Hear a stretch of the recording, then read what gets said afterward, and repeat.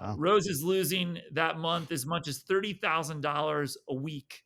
This is at a Jesus. time when he's only making a $500,000 a year as a player manager. And based on Bertolini's notes in that notebook, Pete Rose is betting on baseball games shortly after opening day that year. And so, when it started, why it started, I don't think we'll ever truly know, except for what I said before, which I do believe is true. Pete Rose was horribly addicted to gambling. Before we get into the book, I'm assuming you watched the World Series. Of course. What were you thinking during that implosion in the fifth inning? I mean, I've never seen anything like it. I mean, you and I think have been around a little bit. We've seen a lot of epic losses in the World Series. Uh, I texted later one of my good friends who's a big Yankees fan, and I said, I think that might be the worst loss in World Series history. You know, Not to belabor the point for Yankees fans out there, and it's certainly off topic for our conversation tonight in a little way, but you It's okay. know, I think if the Yankees win that game, and remember they were up 5-0, uh, they go to Game 6, and suddenly the pressure's on LA. It's a sliding doors moment. It feels like the Yankees could have won that World Series, and yet on paper it will look like a blowout in perpetuity. I mean, as soon as Judge dropped that ball, I said, this could be a footnote, no big deal, or it could be an epic collapse. And I mean, it was just unbelievable, unbelievable. Unbelievable. Anyway, True. so your book, I read it. I don't know if you can see it behind me here, but it's great. Love it. I mean, I'm not saying that because you're coming on. It brought back memory. I'm from Pittsburgh, so when you were talking about the cocaine trials and dabbing into that, that was right in the heart. I grew up minutes from the stadium, and that was right in the heart of my neighborhood. Without getting too deep into that, but I was like, "Oh, this is great." Forgot all about that. Dave Parker, the whole shebang.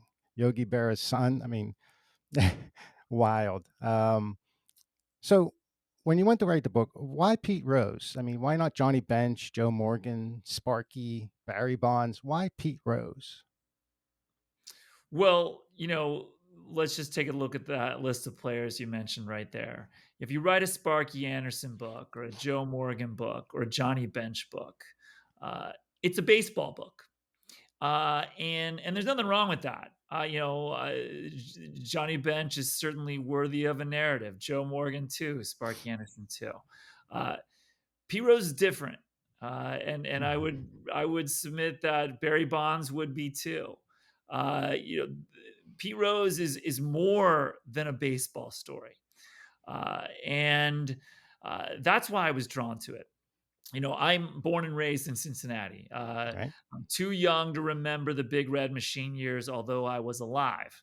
My first baseball memories really are from the early 1980s. Okay. Johnny Bench's last year in 1983, Pete Hmm. Rose being traded back in 1984. I remember everything after that. And so, you know, certainly Pete Rose and the Big Red Machine were the wallpaper of my life growing up in Cincinnati, as they were for everybody at that time in Cincinnati. And in some ways, he was literally the wallpaper of my life. I had that iconic Pete Rose poster on my wall, the ones with the big bubble letters, from 1970s vintage letters. That was on my wall. And so he's the wallpaper of my life. But this book, was never going to be about me. There's no first person in it. I'm not in it. And yet, in some ways I am. I wanted to tell this story because it's bigger than a baseball story. I did begin to think of it as a Greek tragedy that just happened to play out in and around an Yeah. American baseball field. That is already, to me, as a reader, way more interesting than a baseball story.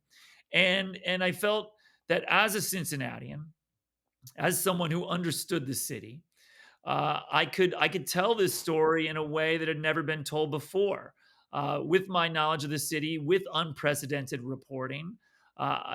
Pete Rose had never before spoken to an author for a book Hmm. unless he had editorial control or indeed was being paid. He had neither here. He was not being paid. He had no editorial control, but I did get access to him and did do 27 hours of recorded interviews with him. And that was really because of, you know, my Cincinnati connections and people I met and people I interviewed and introductions I got, to Pete Rose. And so I knew I could tell this story in a way that nobody had told it before. I had the reporting to do it. And lastly, I just felt like what better time to revisit the story of one of our most notorious gamblers than right now, Yeah. at a time when everything has changed in American culture with our relationship to gambling. Yeah. I mean, I'm going to jump ahead because I mean, you could gamble as the game is going on, literally pitch by pitch. You I mean, could and you can, and people did it the entire postseason this year. bizarre. Um, so your book launched in March, I believe, right? Yes. Pete dies in September. Did it draw any more attention to your book? When he passed.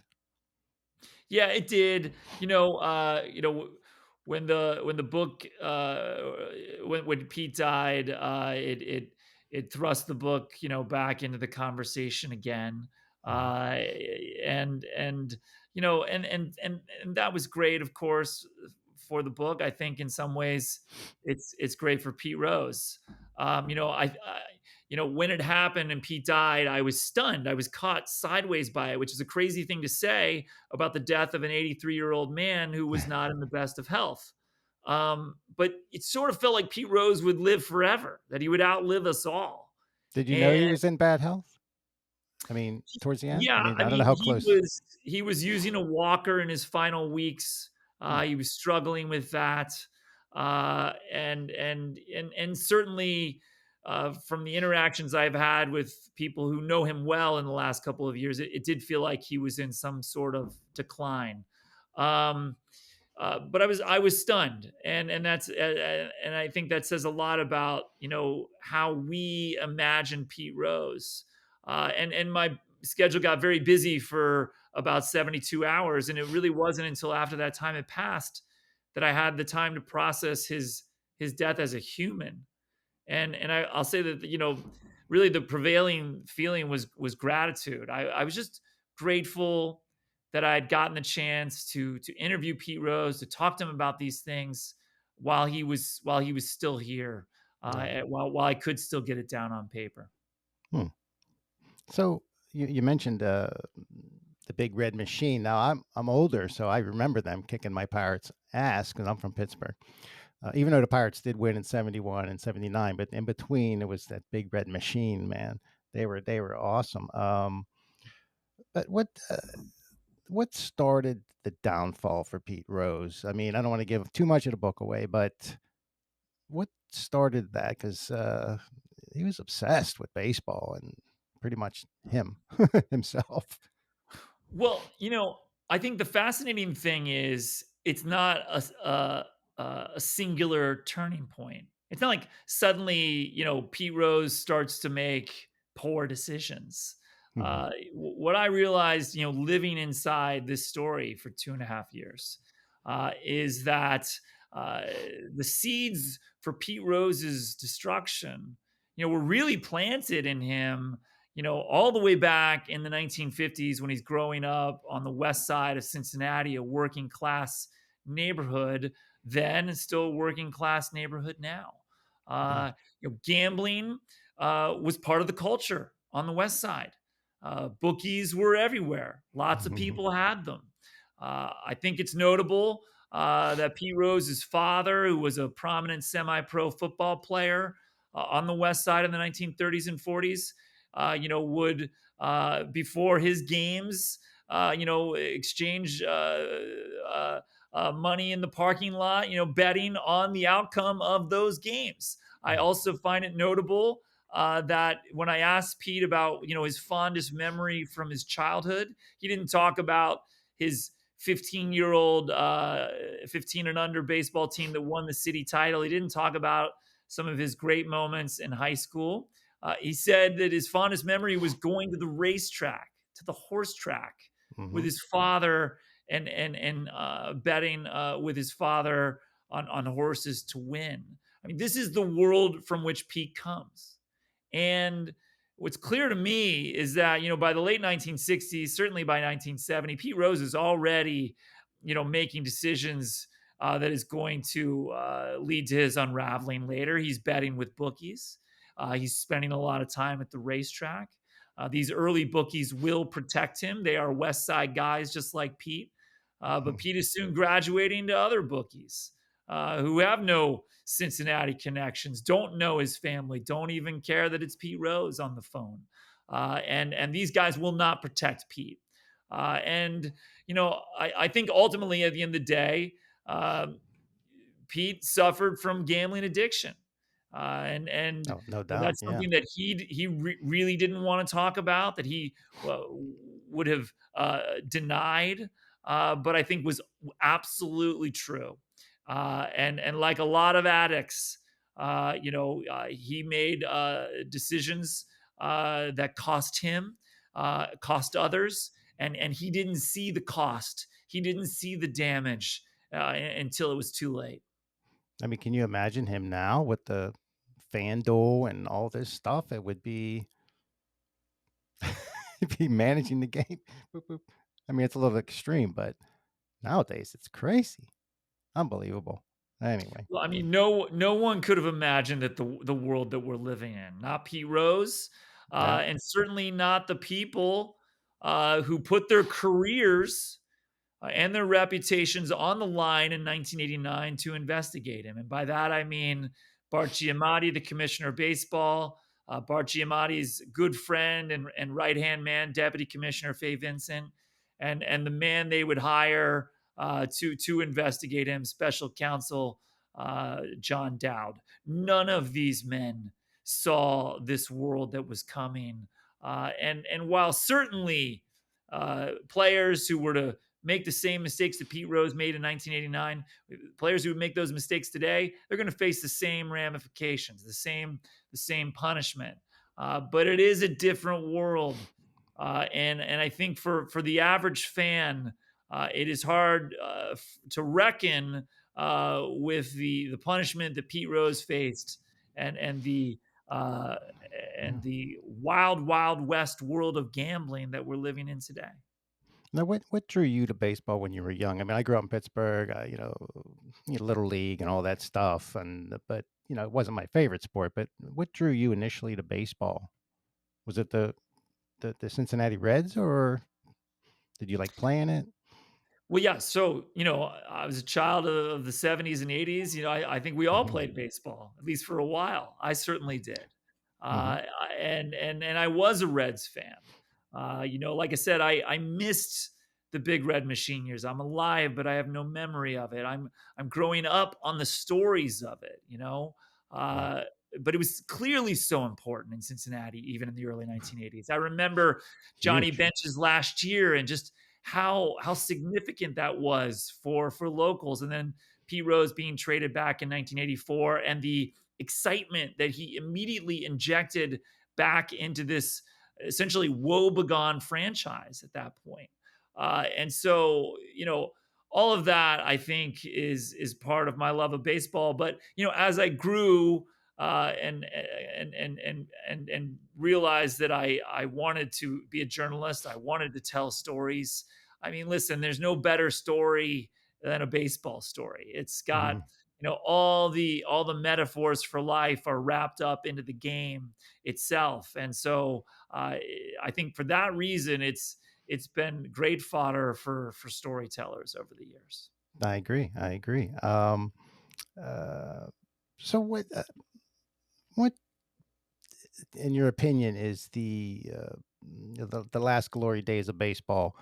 Is it when the writers could be chummy chummy, and then all of a sudden, now everyone's looking for that that story that's gonna maybe not be so nice? I mean, how far back do you go to the glory days in your mind?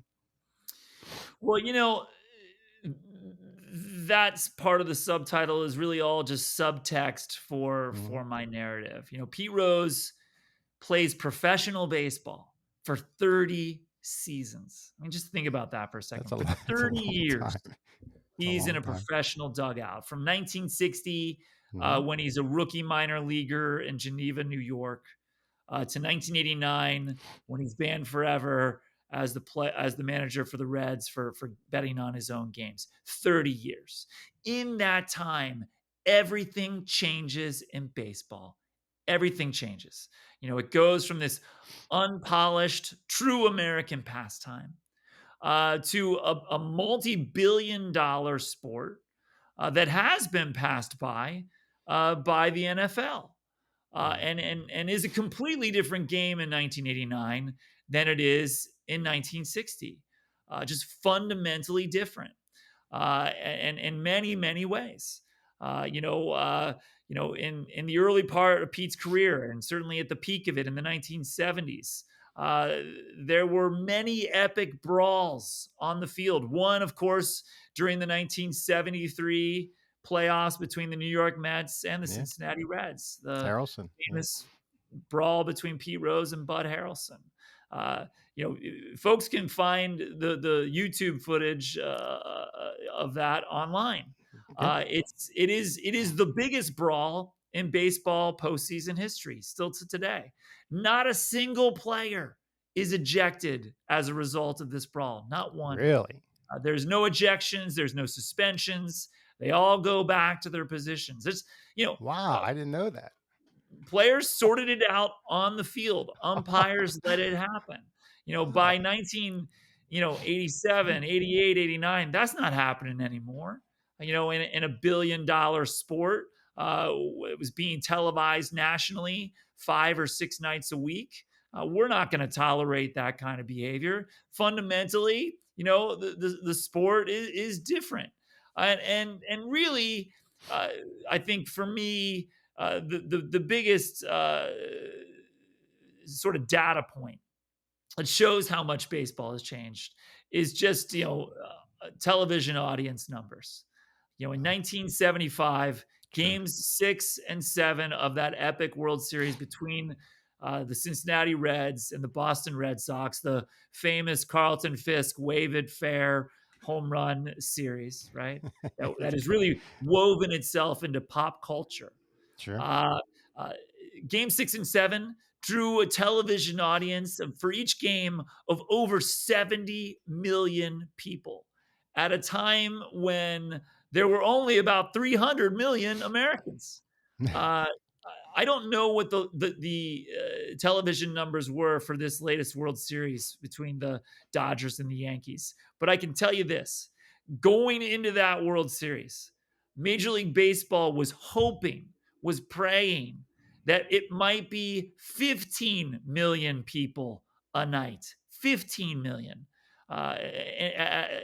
In a series that you're drawing the largest markets in America. That is fundamentally just how small baseball has become in our American consciousness in the past roughly 50 years. Yeah, and the what was the other, the streak, the 44 game streak, I mean, that was must see TV, game after game. Yeah, Pete Rose's streak in Right, 1978, it was must-see TV, it and was. certainly there have been moments after Rose's banishment. Obviously, baseball fans will remember how significant it was when Cal Ripken Sure. set the consecutive games played streak in the mid-1990s. Certainly, those World Series or playoff battles between the Boston Red Sox and the New York Yankees in the early 2000s drew big television numbers. But even then, those Yankees Red Sox series in '03 and '04 were drawing television numbers of about 20 million viewers. Hmm. Not anywhere close to the number of people who tuned in the 1970s when Pete Rose was at the peak of his fame and power. Now, what how old was when did you first meet Pete? He wasn't playing, right? or Oh, did you ever no. meet him? Not during his playing days. Okay, all right. No, no, I began the research for my book in 2021. Okay, Pete Rose was 80 years old, when we first sat down.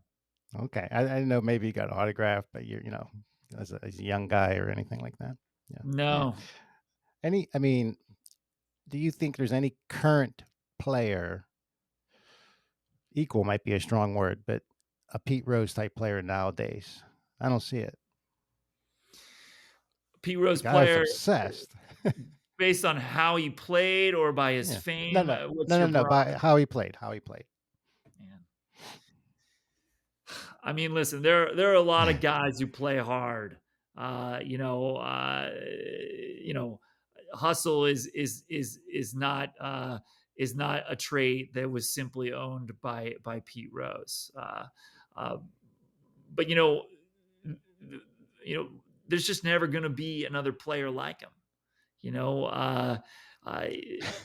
in the way he played, uh, his grit and determination on the base paths, his grit and determination at the plate. You know, Pete Rose told me once that what set him apart from other players, even during the time that he played, was that he was greedy. That was how he said it. He was greedy. And by that he meant if he, started the game with a hit and he was 1 for 1, when he came up the next time, he wanted to be 2 for 2. And if he went 2 for 2, he wanted to be 3 for 3. And if he went 3 for 3, he wanted to be 4 for 4, and so on. And Mhm. it seems absurd that that Pete would suggest that other players didn't always feel the same way. But the reality is, not everybody was as greedy. It's human nature to come into a game, go 2 for 2, and think, okay, well, even if I go 2 for 4 tonight, I'm bringing up my batting average. I'm batting 500 tonight, Mhm. and you subtly or subconsciously take your foot off the gas. That didn't happen with Pete Rose. The other thing that was different about him, again, we all know, how he slid headfirst. We all know how he ran, sprinted down to first base on a walk. What I think is less known is that Pete was an eternal optimist. He believed in every scenario that he was going to beat you. He was going to prevail. Didn't matter the score of the game, didn't matter the count, didn't matter the pitcher he was facing. He believed he would prevail. And that eternal optimism is an amazing trait to have as a hitter. Even when Pete struggled, he believed in himself. But you said Hey. something a minute ago that I think is true. Pete loved playing baseball, and he really, really loved himself. And Mhm. and that selfishness, I think did cost him off the field. That eternal optimism that I just mentioned, I think cost him off the field. Yeah, Even no when doubt. he's getting himself into trouble in the 1980s, engaging in relationships with bookies that are sure to doom him. He believes he's going to be just fine. When he gets initially called by Major League Baseball and Commissioner Mark Giamatti to come to New York for a secret meeting that no one knows about, to ask him off the record, have you been gambling on baseball? We've heard rumors. We've heard a story that you've been betting on baseball. Have you done it? He lies. He says, no, absolutely not. I think, he lies in part because he is an addict. And what do addicts do? They A diminish lot. and deny. Mhm. But No he's doubt. also convinced, absolutely convinced, that he's going to get out of this. And these were incredible traits to have as a player, and they were difficult ones for him as a man. I remember, you talk about little nuances. He played first base. He'd catch the ball, third out, and boom, he bounced the ball. I remember doing that as a young not that I played, but, He would as bounce the ball on the down on street. the AstroTurf and catch it and throw it down or whatever, spike the ball So essentially. third out, And boom. It was just I You said, know, "This guy's I nuts, man." interviewed opponents and obviously teammates, opponents, anyone who crossed paths with Pete Rose. Opponents hated that. They hated that Pete Rose spiked the Exactly. ball like that. It bugged Exactly. them. No It one did bugged it. him, and he knew it. He knew it. And again, that was just him getting in their heads, which was just another benefit to him. Unbelievable. Should he be in the hall It's the great late night sports bar conversation, and it's now one that that's he is been yeah, looming over baseball for 35 years. So, listen, one reason why my book is different and unique from what's been written before. mhm, It isn't just the access I got, isn't just the perspective that I have, or the reporting that I did. It's that, I wasn't here to make a case for Pete Rose or against him. I really wanted to tell this story with that unprecedented reporting, and lay it all out, let the good and the bad, the highs and the lows, the rise and the fall, and then let people come to their own conclusions. But of course, like you, like lots of sports fans, I have my own personal opinions. And I think for me as a Cincinnatian, I think I have at one point in my life felt every single feeling there is to have about Pete Rose and specifically about the Hall of Fame. But for me now, my thoughts on it are simply this: I just think that we've lost perspective. We like to ascribe moral values to players, our favorite players. We like to put them on pedestals. The fact is, we don't really know that much about them, and we know even less today about the people we cheer for now, at a time when journalists can't even get access to mm, the biggest stars in the game. And so, for all those reasons, you know, I believe that with Pete Rose and baseball's other ne'er do wells, and there are many, that we should vote them in or not based on what they did on the field. It's the only thing we know for sure. mm. And if what they did is enough, and then they should be in. And if what they did off the field is so wrong, so egregious, well, then let's put that on the plaque at Cooperstown too. Let's put those mistakes in bronze for perpetuity, for all to discuss right there next to their accomplishments. I mean, OJ's in the hall, right? I mean, He is, and I was come just in on. Northern Ohio recently for a book festival, and I met someone who uh, affiliated with the Hall of Fame in Canton, Ohio, and they Great told me something place. I didn't know. Apparently, they've had to like encase OJ's bust in some kind of protective glass or something to stop people from vandalizing it and stealing it That's great. over the past couple of decades. Crazy. Wow. I mean, I've been to the hall. I mean, there's so many busts and stuff, but he was there. I don't remember it being encased, but wow, that's awesome. Um, who picked the cover of the? Mm, Do you get a choice of the cover? When I first saw it, I was like, okay, and the more I look at it as I'm reading, I was like, that's a great shot. Hustle, thank you. yeah, Uh, you know, uh, Typically, the way the covers work are the design team at the publishing house is working on it, and you may get one mock-up to start. You may get multiple mock-ups to start. This one uh, was was the first one, really, and the only one. And, obviously, there are all these iconic photos of Pete Rose. People, so many. will know what I'm talking about when I say Hmm. that. Certain photos pop to your mind. One Sure. thing I wanted to do with the book is open the door to rooms we haven't seen before. I think that's critical for any, historian, any nonfiction writer. How do you move the story forward? How do you uh, tell people something they don't know? And so I wanted to do that with my reporting and my writing, and I certainly want to do it with the photographs too. I tried to license photos for the inside of the book that maybe aren't the typical ones, Hmm. and so I was, pretty excited when they found this one. I think it's, I think there's a lot of metaphorical parallels you can take from Pete running there. Yeah. Uh, Hat's about to fall off. I mean, he's that hustling. I mean, it's the that only you way can to use to his and parallels to his own narrative within the story.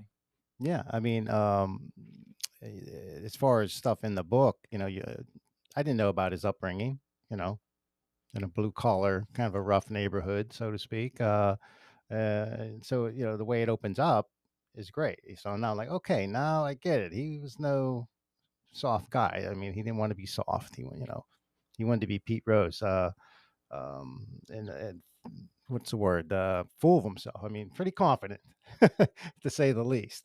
Um, you mentioned, I believe he joined in the art, or he joined the Army Reserves or the National Guard or something like that. That's But correct. Yes, in what, the 1960s. was there This any was, information on what was he like with that? I mean, I don't know.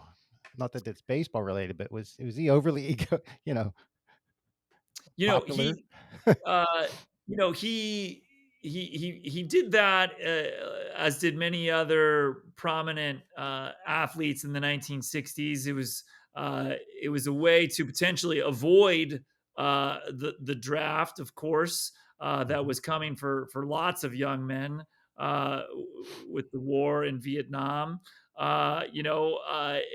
It also, at a time when a lot more Americans served. It gave Sure. athletes another platform, and you know, Pete Rose, was already at that time wearing his hair in a tight crew cut. It wasn't all that much of a departure for him to wear his hair like that at that time. Uh, it would only be later, that, of course, that he would grow his hair out to the version of Pete Rose that we would come to be more familiar with. No, obviously a great player, no doubt. Do you think he was selfish person? I mean, there's family. I don't want, like, again, the book. You read the book. I highly recommend it. But do you think he was a selfish person? He seemed pretty like, I'm going to do what I want to do. End of story. You know, one of the people I interviewed for this book was a person who'd never spoken before. It was his longtime mistress from the 1970s, Hmm. a woman named Terry Rubio. And Terry and Pete were together for a few years. She lived down in Florida. She would travel on the road with him. Pete, of course, was still married at the time, and was also at that time not just one of our most famous baseball players. He was one of our most famous Americans. Period. Yeah, no doubt. And Terry told me something that I do think rings true. She said that Pete Rose loved two things. He loved baseball, and he loved Pete Rose. Pete Rose. That's a great. I remember that. That's a great line. That sums it up right there. Where do you think he, in your opinion, falls among great athletes? Maybe the Mount Rushmore of, you got hockey, Wayne Gretzky. You got basketball, Michael Jordan. For me, some people may argue that. Football, Tom Brady, if you will. Does Pete? Is he the Mount Rushmore? Is he the guy there, or we have to go back to the Babe Ruths of the world? I mean, Yeah, good question. If you look at the advanced metrics, the analytics from today on Pete Rose, uh, unreal. that data would suggest that Pete's not a top 10 player, much less a Mount Rushmore kind of player. Hmm. That data would suggest maybe he's a top 70 player in Major League Baseball history. Um, I think, uh, objectively speaking, he probably wouldn't make the Mount Rushmore, to use Of your analogy. athletes, right? I don't think he's in that top four. Especially when you talk about a Mount Rushmore of sports or of a sport. I think Hmm. you're now considering other things like the cultural value of a player. Jackie Robinson True, probably needs to true. be on a Mount Rushmore, even though Jackie Robinson wouldn't have been a top 10 player. of Mm, all time, and might even by advanced analytics be even a lesser player than Pete Rose. I don't know. I'd have to look at that, but I don't think he's a Mount Rushmore kind of player. Uh, I do think, however, based on my reporting, uh, interviews with dozens of guys who played with and against him in the 1970s, 60s, 70s, and 80s, and someone who lived inside this story for 2.5 years. I don't think advanced analytics and statistics captures the impact that Pete Rose had on the field. You know, he was a disruptor of games and a motivator for greatness. You know, two examples of that. You know, in 1975, that epic World Series we've already discussed, Red Sox mhm, Reds yeah. goes 7 games. You know, obviously we all know what happens in Game 6 with Fisk waving the home run fair and the Red Sox win. The Reds are trailing for almost the entirety of Game 7. It's a comeback, and Rose is unruffled. Sparky Anderson was nervous in the dugout. He was starting to descend into darkness. If Sparky loses that World Series in that game, he's probably fired, and as Wow. such is not a Hall of Famer. Uh, Rose is unconcerned. Again, he believes they will prevail. He is a fundamental reason of why they prevail in Game 7 with the hits he gets late in that game. But just as important, once they take the lead, Rose, who's playing third base, is shouting at his teammates. He's exhorting them almost like a college coach to win. And it was felt on the field by the Reds players. It was felt on the field by the Red Sox players. Um, just as important, 1979, Pete Rose leaves Cincinnati. He goes to Philadelphia. He Mm. signs his first free agency contract for the exorbitant sum of 4 years at $3.2 million. Uh, Oh. and Philadelphia Phillies is a team that's been on the cusp of making it to the World Series for a few years, but they just can't break through. And early in that 79 season, they're struggling. And Larry Boa, a great player on that Philadelphia team, Sure. recalled leaving the clubhouse one night after another loss. It's late. It's after 11 o'clock in Old Veterans Stadium. And he hears down the tunnel someone is in the battering cage. You can hear the pitches and the thwack, the pitches and the thwack. And he decides to take a little detour to figure out who's hitting in the cage after 11 o'clock at night. And it was 38-year-old Pete Rose. Mm. And Boa and others who were on that team, would later credit Rose for essentially pushing that team over the top uh, when they win their first ever World Series the following year in 1980. Rose changed that clubhouse. These are things that advanced analytics just simply don't capture. No, no. I mean, I'm in Philly now. I'm from Pittsburgh, but I remember at that time I forget the catcher's name now, but the ball is a crucial out. Bob You have it. Boone. You have it in the book, right? Bob was the ball, and there's Pete Rose to catch it. It was like, what? This guy was unbelievable. Just like, I'll help you out. I'll be there. I got your back. Well, let's put it this way. How about the Mount Rushmore of Cincinnati Oh, Reds? I mean, he's got to be on it, right? without question. Who you put That's on there? I mean, bench, Rose, Well, it's Bench and Rose. Those are easy. I think mm, Dave then it gets interesting. Concepcion, What's that? Dave Concepcion.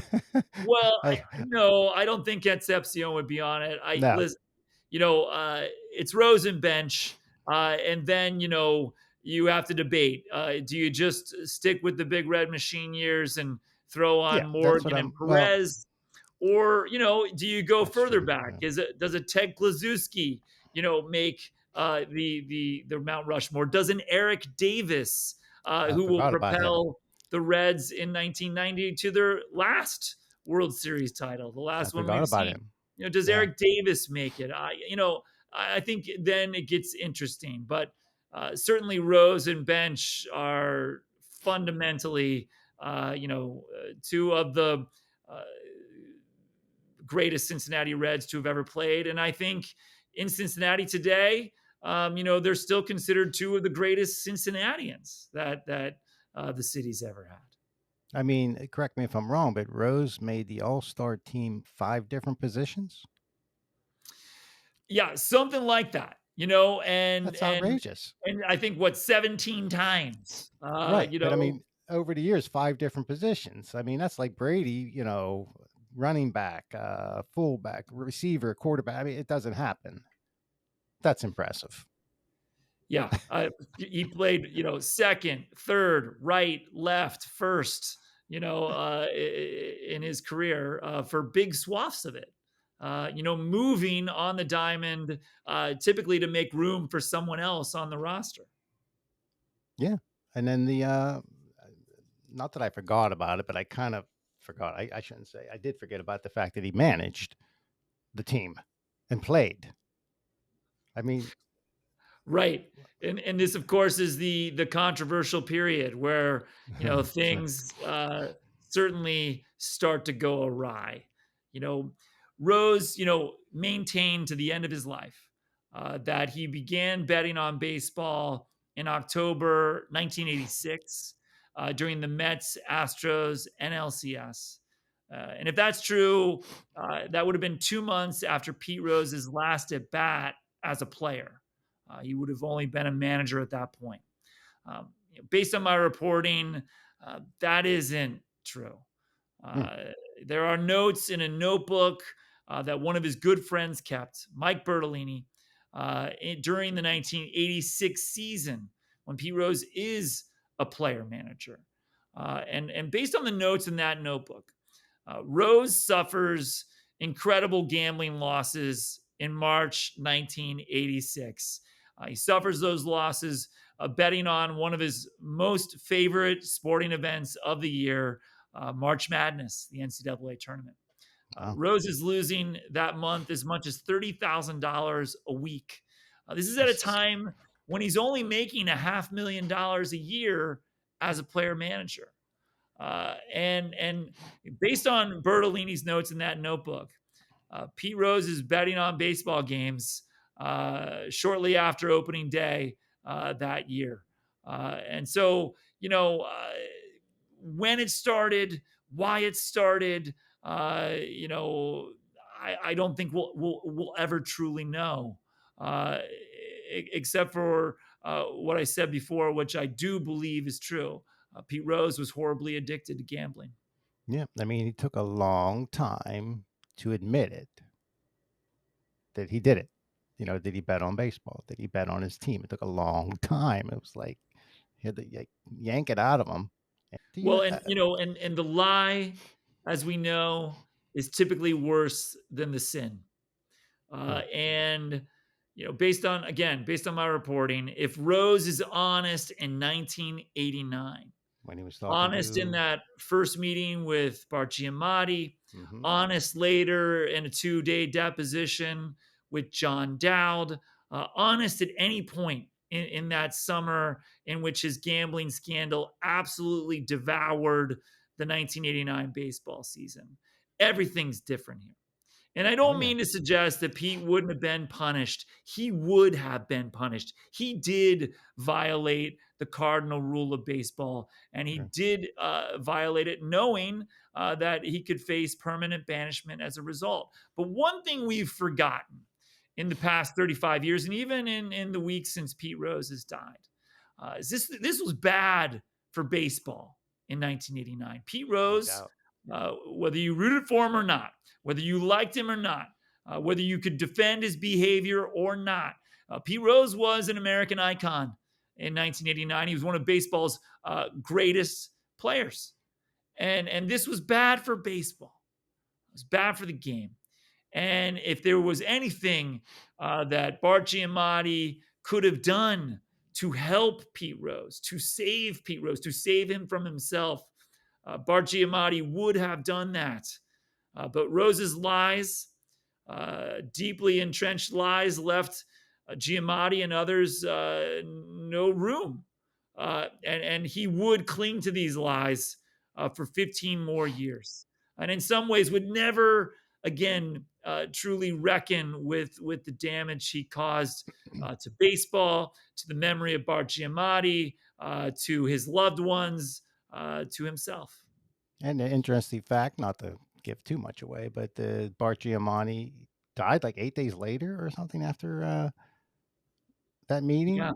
I mean, again, That's it's just another detail that shows just what a tragedy this whole thing was. It really was a Greek tragedy that Mhm. just happened to play out in and around an American baseball field. No doubt. It's a great book, a great book. Before I let you go, though, I got a couple. I call it this or that, just out of curiosity. See if you line up with me. This is just a preference thing. Grass field or turf? I'm talking about playing, watching, whatever. Grass or Grass turf? field, Got to go grass. Love it. Boom. Umpires or the stuff they're using, the automated umpire in the minors, trying that out. going umpires. Got to go umpires.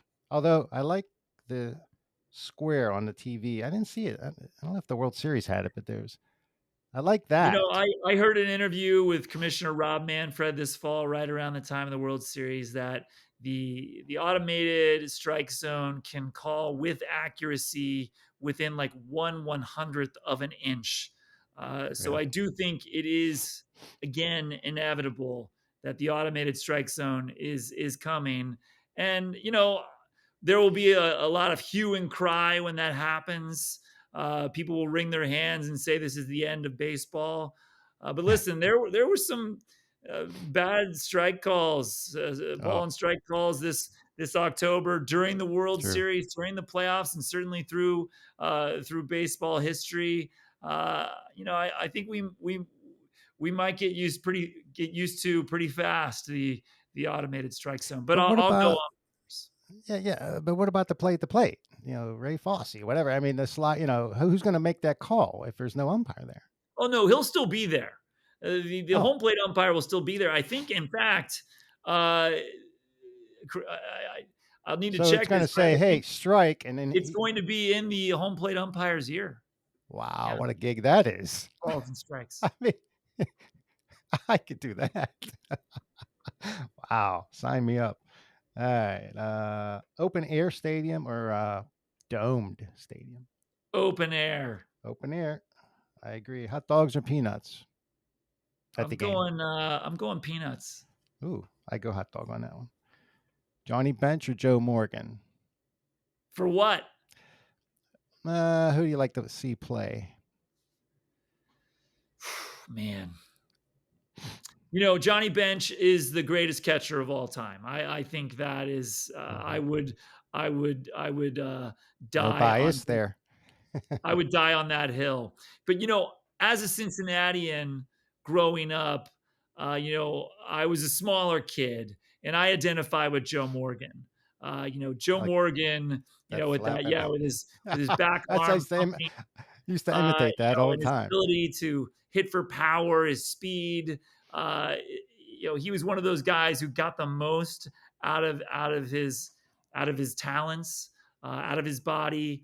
So for me, I personally identified more with Joe Morgan because that was more my own personal narrative.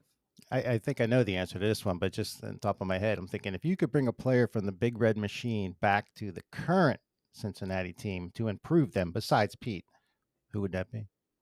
Well, that would have to be Johnny Bench. I was I going to say, mean, yeah, you kind again, of, greatest catcher of all time.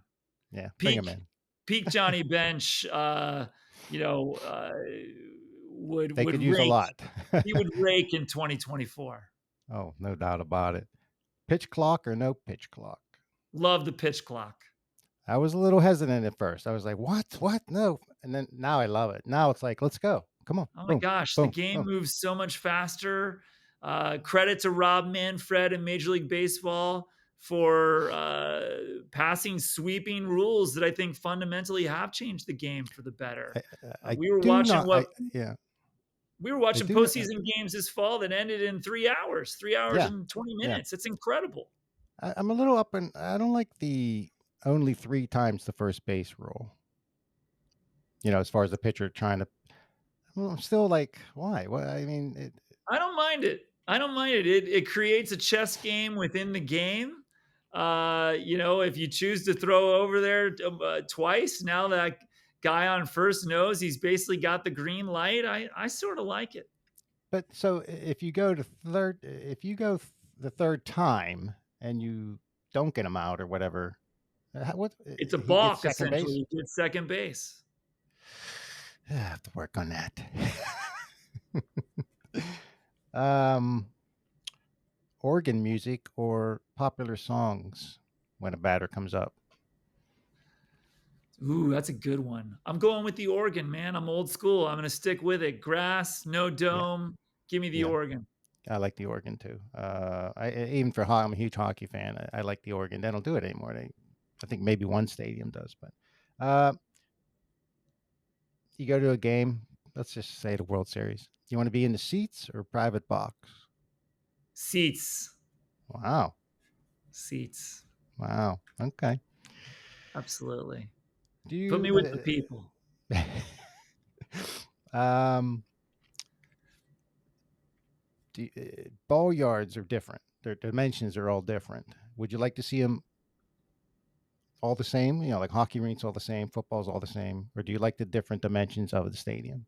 Love the different dimensions. Love it. Yeah, Love it's a the short definitely. love the short porch at Yankee Stadium. Love the friendly confines at Wrigley Field. Love the monster in Hmm. Boston. The sloping outfield in Houston. Give me it all. The slope.